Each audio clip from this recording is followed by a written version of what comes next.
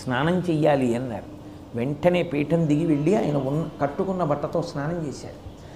అమ్మ అన్న మాటకి అంత గౌరవం ఉంటుంది. అందుకే శంకరాచార్యులు వారు అమ్మగారికి మాట ఇచ్చారు, నీ ప్రాణోత్క్రమణ అవుతున్నప్పుడు అమ్మ నేను వస్తానని తలుచుకో అన్నారు. ఎందుచేత అంటే శాస్త్రంలో ఒక నిబంధన ఉంది, తల్లికి ఒక్కడే కొడుకై ఇక అన్నదమ్ములు లేకపోతే, అక్క చెల్లెళ్ళు లేకపోతే, తండ్రి కూడా లేకపోతే తల్లిని సురక్షితమైన స్థావరములో అనగా మిగిలిన తోబుట్టువులు ఎవరికో అప్పజెప్పి అమ్మ అనుమతి తీసుకుని తప్ప సన్యసించకూడదు. శంకరాచార్యుల వారి విషయంలో ఏమైందంటే తండ్రి గారు లేరు, తోబుట్టువులు లేరు, అమ్మను ఎక్కడప్ప చెప్తారు అని సన్యాసం విషయంలో చాలా పెద్ద ప్రశ్నే వచ్చింది. సన్యసించకపోతే అవతారానికి ప్రయోజనం చెల్లదు, సన్యసిద్దామంటే అమ్మ ఒక్కతే ఉంది, ఎలా?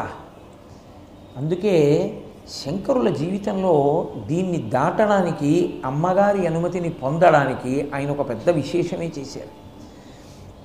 అసలు దీనికి ముందే ఒక ఏర్పాటు జరిగిపోయి ఉండిపోయింది కూడా. ఆయన పూర్ణానదిలో అమ్మతో స్నానానికి వెళ్ళారు. అమ్మగారు ముందు స్నానం చేశారు, చెయ్యి పట్టుకుని అమ్మని మెట్ల మీదకి పైకి ఎక్కించారు. అమ్మ మెట్టు మీద నించున్నారు. శంకరులు నదిలోకి దిగారు, స్నానం చేస్తున్నారు. ఒక మొసలొచ్చి పట్టుకుంటే ఆయన అన్నారు, అమ్మా నన్ను మొసలి పట్టుకుందమ్మా అన్నారు.